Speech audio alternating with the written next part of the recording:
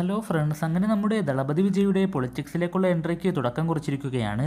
വിജയ് രാഷ്ട്രീയത്തിലേക്ക് വരുമെന്ന വാർത്ത കഴിഞ്ഞ കുറച്ച് വർഷങ്ങളായിട്ട് നമ്മൾ കേൾക്കുന്നുണ്ടെങ്കിലും ഇപ്പോൾ അത് സത്യമായിട്ടുണ്ട്. തമിഴക വെട്രി കഴകം അഥവാ TVK എന്ന് പേരിട്ടിരിക്കുന്ന ഈ പാർട്ടിക്ക് മറ്റ് പ്രമുഖ പാർട്ടികളായിട്ടൊന്നും ഒരു ബന്ധവുമില്ല. 2026 നടക്കുന്ന അസംബ്ലി ഇലക്ഷനാണ് ദളപതിയുടെ നേതൃത്വത്തിലുള്ള ഈ പാർട്ടി ലക്ഷ്യമിടുന്നത്. തമിഴ്നാട്ടിൽ വിജയ് ആരാധകർ കൂടുതലും ദളപതിയുടെ ഈ പൊളിറ്റിക്സിലേക്കുള്ള എൻട്രിയെ സപ്പോർട്ട് ചെയ്യുന്നുണ്ട് എന്നാണ് അറിയാൻ സാധിക്കുന്നത്. എന്നാൽ കേരളത്തിലെ നമ്മൾ ഉൾപ്പെടുന്ന വിജയ് ഫാൻസും സിനിമാ പ്രേമികളുമെല്ലാം വിഷമത്തിലാണ്. കാരണം അഥവാ ദളപതി എങ്ങാനും വിജയിച്ച് മന്ത്രിയാവുകയാണെങ്കിൽ പിന്നെ 5 വർഷം സിനിമയിലേക്ക് നോക്കുകയേ വേണ്ട. ഇപ്പോൾ തന്നെ ദളപതി വെങ്കട് പ്രഭു കോംബോയുടെ ദ ഗോട്ട് എന്ന തൻ്റെ 68ാം സിനിമയിലാണ് വിജയ് അഭിനയിച്ചുകൊണ്ടിരിക്കുന്നത്. ഈ സിനിമയുടെ ഷൂട്ട് എത്രയും പെട്ടെന്ന് തീർത്ത് ഒരു ബ്രേക്ക് എടുക്കാനാണ് ദളപതിയുടെ പ്ലാൻ.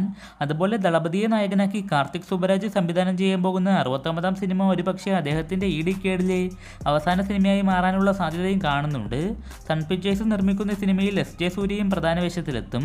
സന്തോഷ് നാരായണനാണ് മ്യൂസിക് ഒരുക്കുക. ദ ഗോട്ടിൻ്റെ ഷൂട്ടിംഗ് കഴിഞ്ഞാലുടൻ ദളപതി 69ൻ്റെ ഒഫീഷ്യൽ അനൗൺസ്മെൻറ്റ് പ്രതീക്ഷിക്കാം. 2025 പൊങ്കൽ റിലീസായാണ് ചിത്രം പ്ലാൻ ചെയ്യുന്നത്. ദളപതി 69ന് ശേഷം അടുത്ത വിജയ് സിനിമ എപ്പോൾ വരുമെന്നതിൻ്റെ ഉത്തരം ദളപതിയുടെ ഇലക്ഷനിലെ പെർഫോമൻസ് പോലെ ഇരിക്കും. എന്തുതന്നെയായാലും ദളപതിയെ സ്ക്രീനിൽ കാണാനാണ് ഓരോ സിനിമാ പ്രേമിയും ആഗ്രഹിക്കുന്നത്. വിജയ് സിനിമ എന്നൊക്കെ പറയുമ്പോൾ തന്നെ ഒരു പ്രത്യേക ഫീലാണ്.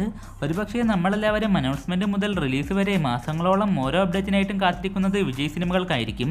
എന്തായാലും ദ ഗോഡ്, ദളപതി 69 എന്നീ സിനിമകൾക്ക് ശേഷം ഇനിയും സിനിമകൾ ഉണ്ടാകട്ടെ.